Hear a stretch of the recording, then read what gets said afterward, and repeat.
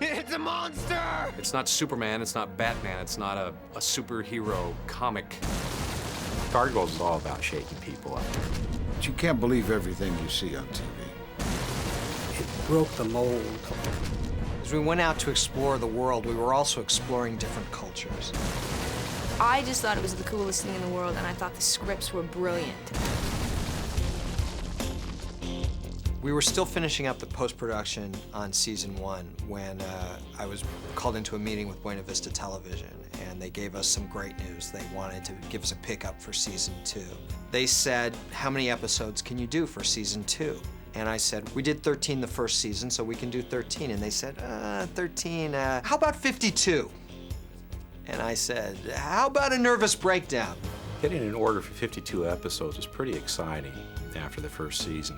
What wasn't really exciting about it is that we had a very short time in which to do it, so it was kind of like a mad dash. So the theme for season 2, both behind the scenes and on screen, became expansion. 52 episodes in several different studios working on the animation is a little crazy.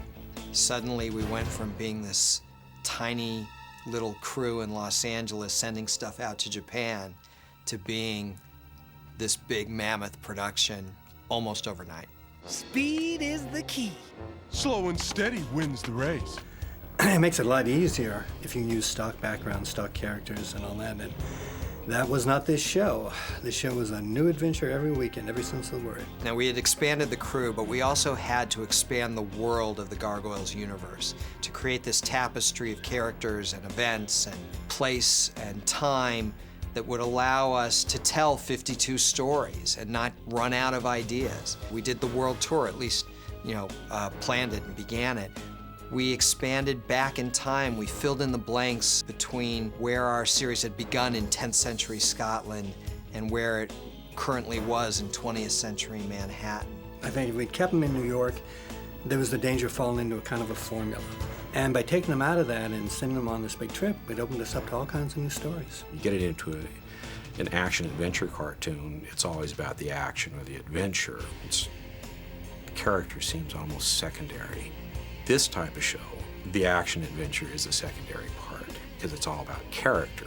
In our original development for Gargoyles, we had this trio of young gargoyles who became eventually Brooklyn, Lexington, and Broadway.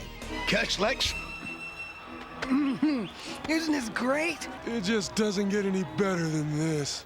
I think Brooklyn really came into his own in the second season. It had always been our plan that he was the next Goliath, that he would be the next leader of the clan.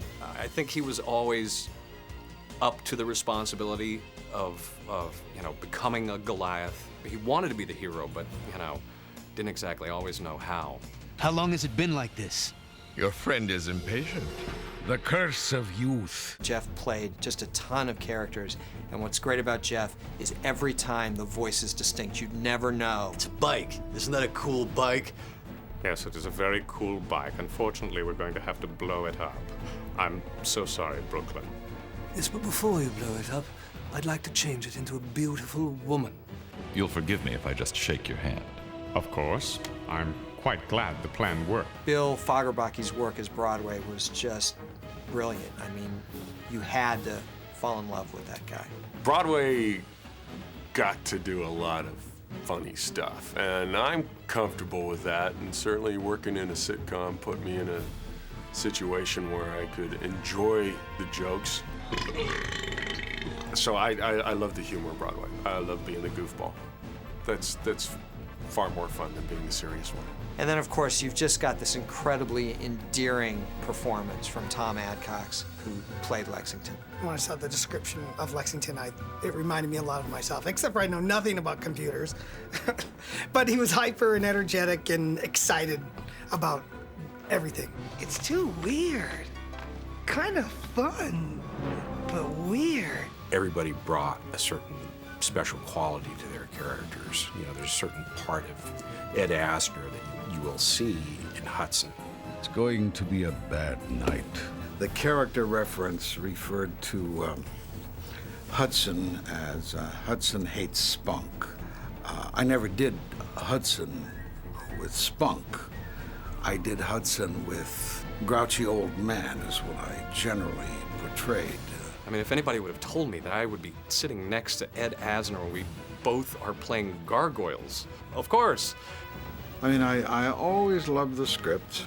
I thought the variations and the casting and the grouping, the selection of characters was always wonderful. Our second season was the opportunity to really delve deeper. We had Goliath and Hudson and Bronx, and we had a strong female character in Elisa, and we had a powerful female villain in Demona. But I felt very strongly that we were missing something, that we were missing a positive, feminine gargoyle influence. Surely we were sent here for something more important than this. The character of Angela was a new character we brought in, and she went with our guys on the world tour.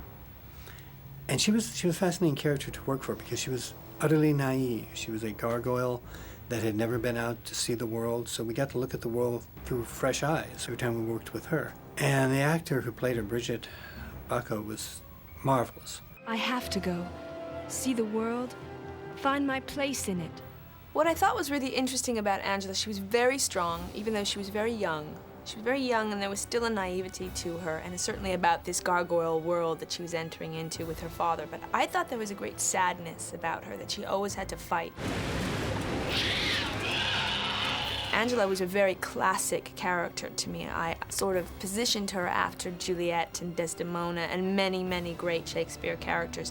So I felt I got to do the classics when I went to work to do Gargoyles. If the humans knew how valiant gargoyles are, would they not open their hearts? Gargoyles was so Shakespearean in nature that it just seemed a natural to begin including Shakespeare characters. We started with Macbeth in the first season, but it's the second season where I really started to get out of control with it. I thought everybody knew this. Yeah, that guy Shakespeare wrote a play about them. A Midsummer Night's Dream? It made the show really different from any show that was out there. I think the thing that caught me about this show and intrigued me was its intelligence. It was a really intellectual show. It was a really historical show. I mean, it made you think. And I thought it was so great that kids were getting obsessed with this show because they were learning so much while they watched it. One of our hopes, sincere hopes, was that kids would watch the show and go, I want to know more about Midsummer Night's Dream. I'm going to go get that play and read it. And in fact, the fans have told me that that happened. It's one of the things I'm proudest of. Don't gush all over us, okay? It's kind of embarrassing. I've been in 30 movies and 5 TV shows, and I get more fan mail from Gargoyles than anything I have ever done. The fans were, and are, remarkable.